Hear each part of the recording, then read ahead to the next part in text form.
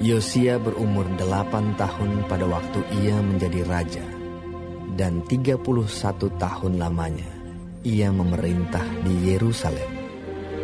Nama ibunya ialah Yedida binti Adaya dari Boskan. Ia melakukan apa yang benar di mata Tuhan dan hidup sama seperti Daud, bapa leluhurnya, dan tidak menyimpang ke kanan atau ke kiri. Dalam tahun yang ke-18 zaman Raja Yosia, maka Raja menyuruh Safan bin Azalia bin Mesulam, panitera itu, ke rumah Tuhan. Katanya, "Pergilah kepada imam besar Hilkia. Suruhlah ia menyerahkan seluruh uang yang telah dibawa ke dalam rumah Tuhan, yang telah dikumpulkan oleh pihak rakyat, oleh penjaga-penjaga pintu. Baiklah itu diberikan mereka ke tangan para pekerja yang diangkat untuk mengawasi rumah Tuhan, supaya diberikan kepada tukang-tukang yang ada di rumah Tuhan untuk memperbaiki kerusakan rumah itu, yaitu untuk tukang-tukang kayu, tukang-tukang bangunan, dan tukang-tukang tembok, juga bagi pembelian kayu dan batu pahat untuk memperbaiki rumah itu. Tetapi tidak usahlah mengadakan perhitungan dengan mereka mengenai uang yang diberikan ke tangan mereka, sebab mereka bekerja dengan jujur."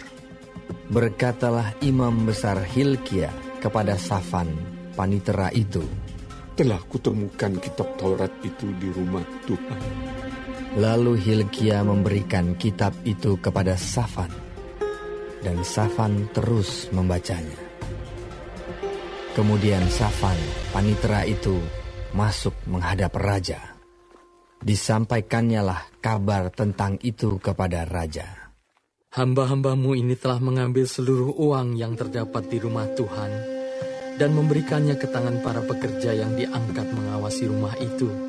Safan, panitera itu, memberitahukan juga kepada raja, "Imam Hilkia telah memberikan kitab kepadaku." Lalu Safan membacakannya di depan raja. Segera sesudah raja mendengar perkataan kitab Taurat itu, dikoyakkannyalah pakaiannya. Kemudian raja memberi perintah kepada Imam Hilkia, kepada Ahikam bin Safan, kepada Akbor bin Mika, kepada Safan panitera itu, dan kepada Asaya, hamba raja. Katanya, "Pergilah, mintalah petunjuk Tuhan bagiku, bagi rakyat, bagi seluruh Yehuda, tentang perkataan kitab yang ditemukan ini. Sebab hebat kehangatan murka Tuhan yang bernyala-nyala terhadap kita, oleh karena nenek moyang kita yang tidak mendengarkan perkataan kitab ini dengan berbuat tepat seperti yang tertulis di dalamnya." Maka pergilah Imam Hilkia, Ahikam, Akbor, Safan dan Asaya kepada Nabiah Hulda, istri seorang yang mengurus pakaian-pakaian, yaitu Salum bin Tikwa bin Harhas. Nabiah itu tinggal di Yerusalem, di perkampungan baru.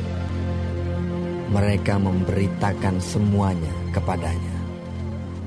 Perempuan itu menjawab mereka, "Beginilah firman Tuhan Allah Israel.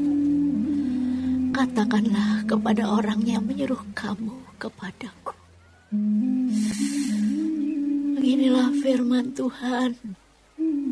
Sesungguhnya aku akan mendatangkan malapetaka atas tempat ini dan atas penduduknya, yakni segala perkataan kitab yang telah dibaca oleh Raja Yehuda.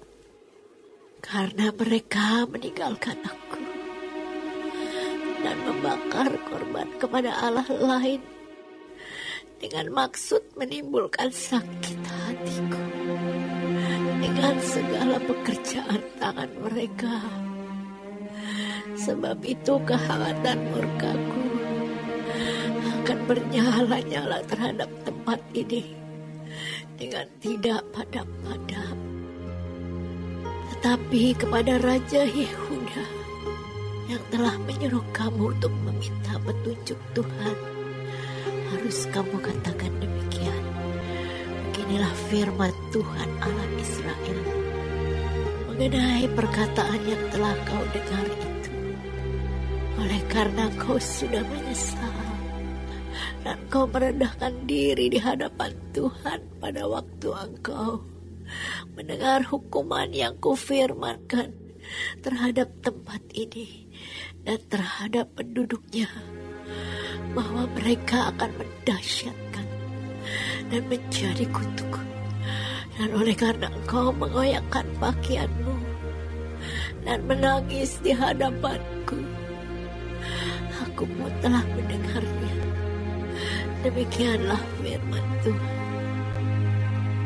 Sebab itu, sesungguhnya aku akan mengumpulkan engkau kepada nenek moyangmu, dan engkau akan dikebumikan ke dalam kuburmu dengan damai. Dan matamu tidak akan melihat segala malapetaka yang akan kudatangkan atas tempat ini. Lalu mereka menyampaikan jawab itu kepada raja.